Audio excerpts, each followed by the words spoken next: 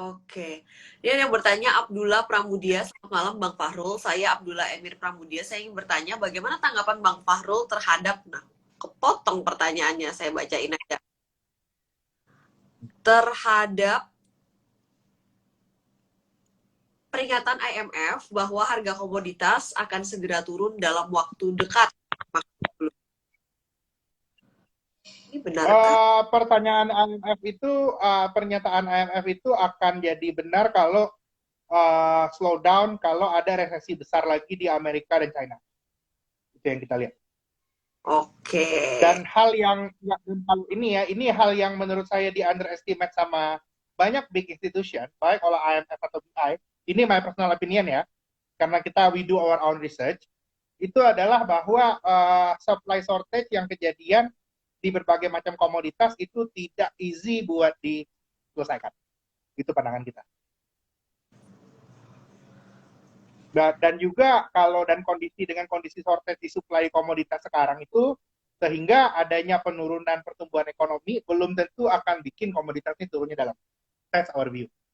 Kami akan salah view kita kalau ternyata dalam immediate supply minyak, supply batu bara, dan supply CPO itu naiknya cepat dalam 2-3 kuartal ke depan. Yang menurut kami itu tidak bisa cepat. Kenapa? Karena kalau di minyak sudah bertahun-tahun under investment di E&P, kalau di batu bara funding tidak masuk sehingga tidak ada second tier and third tier player udah jalan, dan juga kita lagi ada shortage of heavy equipment, itu masih kejadian. Dan kalau di CPO, yield di Indonesia dan di overall yield di Indonesia dan di Malaysia itu bertahun-tahun ke depan akan cenderung turun. Itu yang lagi kejadian. Karena itu on commodity price, kita masih salah satu yang optimis. Kira-kira seperti itu. Oke, sudah menjawab. Ini ada pertanyaan dari si Pani. Sebenarnya tadi sudah disebutin juga oleh Pak Fahrul, tapi mungkin boleh berkenan dielaborasi lagi, Pak. Bagaimana kebijakan larangan ekspor CPO pada emiten CPO? Kalau saya lihat dalam jangka pendek tentunya ada turbulence. Cuman kalau dari sisi laporan keuangannya, policy ini justru kalau saya lihat itu akan menguntungkan company-company yang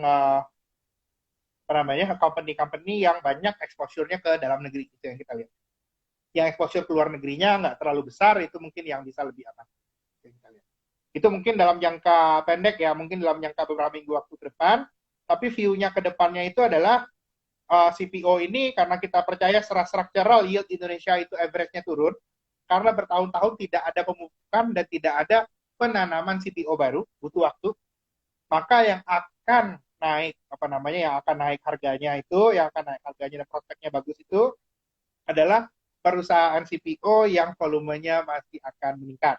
Masih ada itu beberapa perusahaan CPO yang volumenya masih meningkat, plantationnya masih muda. Mau tahu di mana? Hubungi sales di Trimega, silakan. Gak boleh di spill di sini, Pak. Nah, ini call Trimega aja salesnya. Pokoknya spionnya, pokoknya Kalau itu kan nanti belinya habis lebaran sih. pasti banyak yang DM saya. Iya. Oke, ini agak sedikit beda, tapi nggak apa-apa. Kan soal likuiditas tadi. Kalau The Fed naikin suku bunga, pengaruh ke pasar kripto gimana, Pak? Kata Will di Costa. Saya mesti bearish di pasar kripto. Karena tahun ini uang itu keluar dari pasar keuangan ke sektor real. Ya kan? Ini contoh aja, Ci. Ini contoh aja, ini saya baru obrolan sama bos saya. Yang biasa itu ya, bekas bos saya ini mobilnya Alphard. Yang biasanya minumnya penuh Alphard itu 800.000, Ci. Sekarang udah 1 juta lebih. Sekali menuhin tangki. Berarti uangnya dia yang selama ini nongkrong di bank, udah bayar bensin lebih mahal kan? Iya. Yang uang berarti mengalir dari sektor keuangan pindah ke sektor real gara-gara beli bensin. Terus juga gara-gara bisnis meningkat itu kayak Unilever bayar bayar raw material makin mahal dong. Ya kan?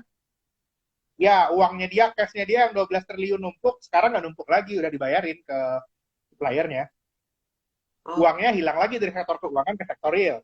Dan kita gitu juga kan, gara-gara ongkos kita naik di mana-mana, yang tadinya udah cuan besar, udah cuan saham, cuan kripto, ditarik dong duitnya sekarang buat belanja. Dan saya lihat tren ini kejadian. Dan dengan kondisi kayak gini yang kejadian, dan juga sebenarnya Amerika juga naik, saya masih bearish sama cryptocurrency sampai tahun depan. Ini obrol. Oke, jadi intinya uang iseng kita nih berkurang, uang iseng kita. Ini iseng berkurang. Jadinya kita masih tahu investasinya mana yang serius, mana yang iseng. Makin iseng makin berat. Kalau tahun lalu kan beda, makin iseng makin bagus. Ingat nggak tahun lalu? Iya, benar-benar benar-benar.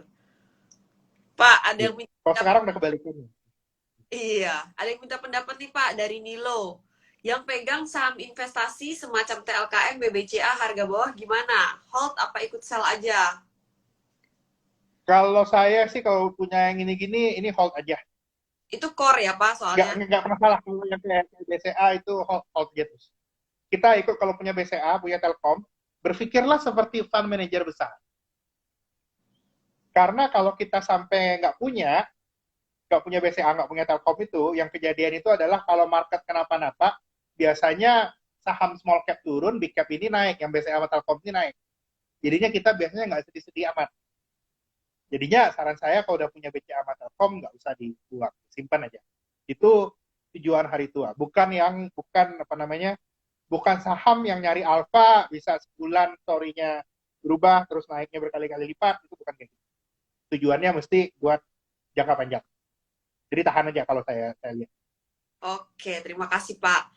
Ini yang infrastruktur tadi sudah dijawab ya Pak Hardian Siregar. Kita akan jawab sektor teknologi. Kalau di Wall Street kan kalau misalnya suku bunga acuan atau the Fed mau hawkish kayak gitu, itu biasanya ngefek langsung ke sektor teknologi. Kalau di Indonesia kayak gimana nih Pak?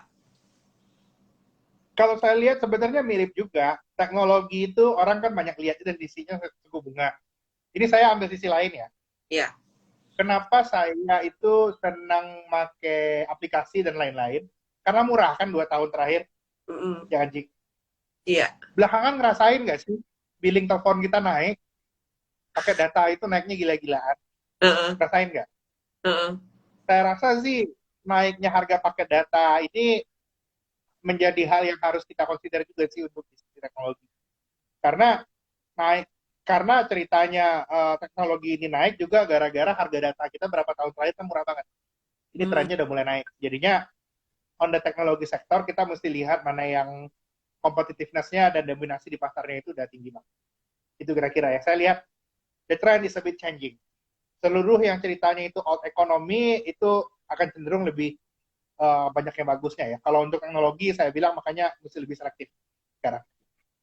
Mesti lebih selektif gitu ya. Berarti lihat Lebih emitennya selektif. ya.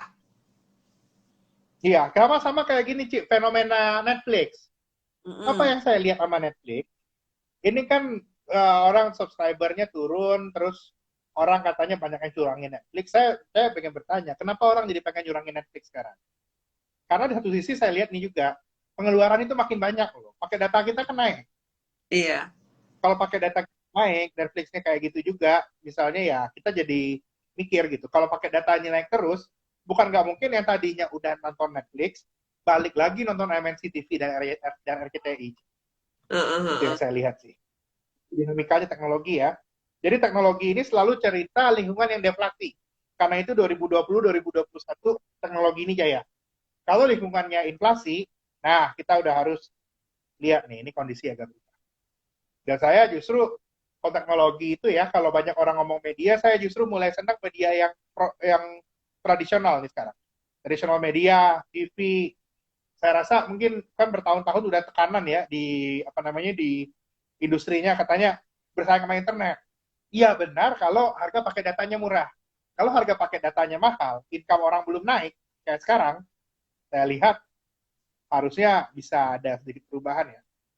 Memang mungkin belum ada perubahan yang terlalu material, tapi traditional media will not be as bad as before.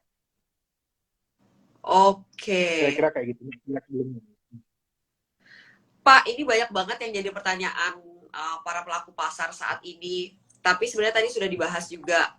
Uh, apakah sebenarnya yang kemungkinan besar akan terjadi akibat mungkin gejolak adanya kebijakan The Fed atau faktor lain yang di luar ekspektasi pelaku pasar, ini lebih ke arah menyebabkan market terjadi crash atau kita masih menyebutnya tuh koreksi, Pak? Kemungkinan besar. Karena ini banyak yang nanya, Kalau Indonesia, apa ada market kalau crash? ini Ci, kalau sekarang pertumbuhan ekonomi Indonesia sudah 5,5%, nih ya, pertumbuhan ekonomi Indonesia bagus, 5,5%, terus karena account defisit kita besar, 2% PDB atau lebih tinggi, obviously market bakal crash. Itu syaratnya Fed naik bunga, market crash. Jadi mirip kayak tahun 2018. Karena account defisit kita tinggi, pertumbuhan ekonomi kita sudah kenceng banget, sudah di atas 5%, itu market crash. Kondisinya sekarang itu yang belum terpenuhi adalah pertumbuhan ekonomi kita belum pol-polan, dan juga kebutuhan likuiditas kita belum tinggi, dan kita surplus.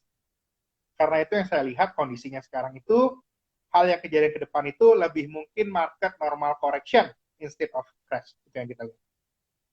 Kapan Normal crash bakal kejadian? My default call 2023 saya tetap bearish nanti. untuk market saham, Pak. 2022 belum, saya bearishnya 2023. Oke, tapi kalau 2022 ini masih view-nya optimistis banget kan ya untuk saham? Seoptimistis banget. Ya. Oke. Oh, banyak yang nanya sektor-sektor ya, banyak juga yang nanya WIRG. Saya dari IPO, Sektor sakti, itu saham sakti, WIRG. iya Pak. Saya carikan pertanyaan lain ya Pak. Sektor pulp and paper Pak katanya. Sektor pulp and paper saya lihat ya masih oke sih. Cuman gara-gara masih oke sebenarnya, sentimennya masih bagus, capex cycle-nya belum masuk, harusnya sih masih bagus ya sektor pulp and paper. Tapi di kondisi sekarang itu masih ketutupan sama komoditas. Orang masih lihatnya yang komoditas gitu ya kita lihat. Oke. Jadi saya lihat itu pulp and paper nanti kalau komoditasnya udah jalan baru dia bisa jalan. Oke, kayak gitu ya teman-teman. Kemudian Pak, ada yang nanya Goto nih, gimana Pak pandangannya Pak? Ini kan setiap hari banyak banget screenshotan green shoe, Goto kayak gitu. Kalau saya sendiri dari beli IPO belum lepas ya teman-teman. Disclaimer on. Kalau pandangan dari Pak Fahrul seperti apa? Saya lihat kalau untuk beli bisnis yang apa namanya ya terkait dengan new economy ini, sama yang seperti yang udah saya bahas tahun ini kita harus lihat mana yang bisa kira-kira keluar sebagai pemenang. Dan kalau kita lihat sih ya pemenang di e-commerce obviously itu Goto. Itu yang kita lihat sih. Memang bisa saja ada tekanan dalam beberapa waktu ke depan. Saya rasa itu normal ya, market ada Fed rate naik, tapi saya lihat ini obviously buat jangka panjang Goto ini masih merupakan investasi yang menarik. Kenapa Pak buat jangka panjang? Apakah bahwa ada rencana akan melantai di Nasdaq atau apa nih Pak yang why we should take it sebagai investasi yang long term? Ya, sebagai investasi yang long term, saya lihatnya ya mungkin ada cerita mau melantai di Amerika dan lain-lain ya. Tapi di sisi lain, kalau kita lihat ini ya, bisnis seperti ini, kita harus lihat apakah dia pemain yang paling dominan. Kalau dia pemain yang paling dominan, berarti at any situation during up and down, Goto will still be there. Kayak saya, justrunya saya kalau kayak sekarang ya, saya tidak pakai apa namanya ya, tidak pakai e-commerce lain selain Tokopedia itu contohnya. Saya yang lain udah nggak liatin sih. Saya rasa dan berbagai survei juga liatin engagement-nya juga lumayan tinggi. Dan ini kita lihat itu apa namanya ya akan jadi prospek bisnisnya itu yang akan masih menarik ya itu sampai ke depannya. Oke. Jadinya kalau untuk beli ini, saya melihat ini bukan saham trading. Ini saham yang buat lihat jangka panjang, kira-kira kayak gitu. Oke, dan terkait komposisinya, kontribusinya atau weight-nya terhadap IHSG saat ini kan sangat besar sekali ya Pak. Maksudnya kita mau lihat IHSG kemana tuh kadang-kadang sangat dipengaruhi bagaimana sahamnya go to kayak gitu. Yes, benar sekali.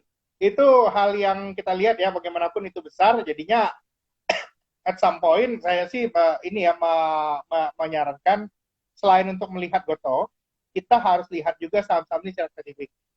Jadinya kita kita bisa lihat juga mungkin hari ini ya mungkin Gotonya lagi naik tapi saham kita turun ya berarti pada dasarnya pada hari itu mungkin ya overall IHSG di luar Goto itu turun. Oke. Jadinya kita mulai harus, kalau saran saya sih dengan adanya satu entitas yang tinggi banget, gede banget kayak gitu, yang mendistort. Kalau zaman dulu itu HMSP, Ci. Hmm. Kita selalu, di analis itu selalu menghitung IHSG tanpa HMSP. Oh, Oke, iya dong, karena gara-gara waktu itu HMSP floatingnya nggak banyak, nggak investable, itu kan ceritanya gitu dulu. Jadi kita lihat IHSG gimana tanpa HMSP. And at oh, this situation saya lihat, kita juga mulai pelan-pelan lihat, ini Goto gede banget ya, 10%, prospeknya bagus buat jangka panjang, tapi gara-gara saking besarnya dia determine market. Jadi kita harus lihat juga untuk dapat kinerja itu, kita harus lihat juga bahwa saham-saham yang lain itu geraknya bisa berbeda dari Goto. Gitu. oke.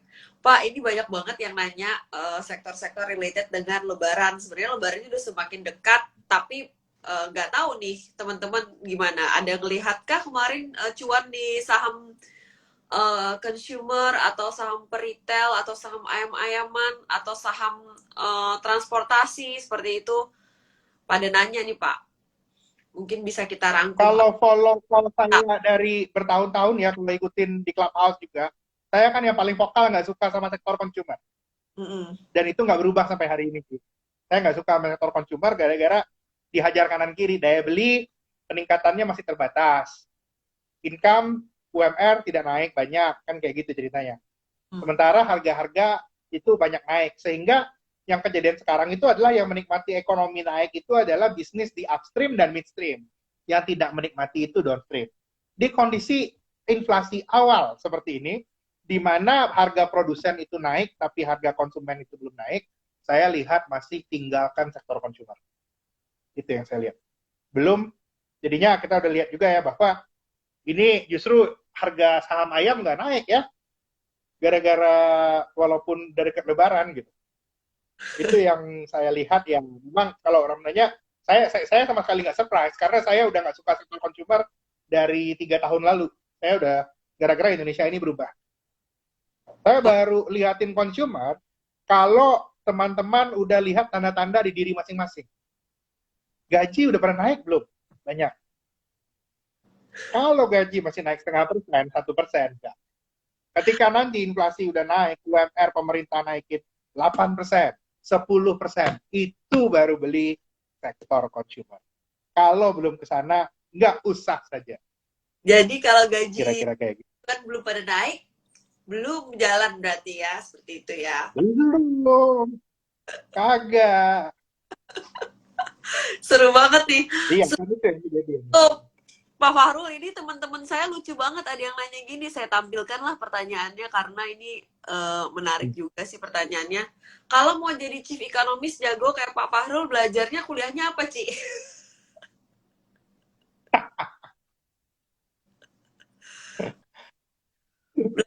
Apa Lucu Pak? nih, saya bingung mau jawab apa ini? Jawab serius apa gimana? Jawab, Pak. Mereka bener-bener, Pak. Sobat Cuan bener-bener nanya nih, Pak.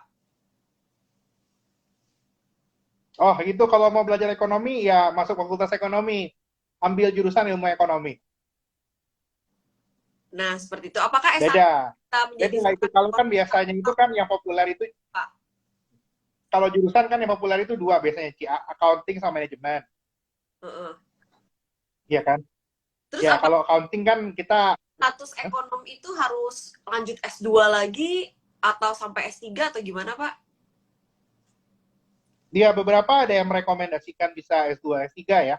Tapi kalau untuk di financial market, yang saya lihat adalah pengalaman dan kemampuan kita membaca fenomena-fenomena dan menginterpretasikan kepada audiens kita dengan cara yang menyenangkan, itu yang penting.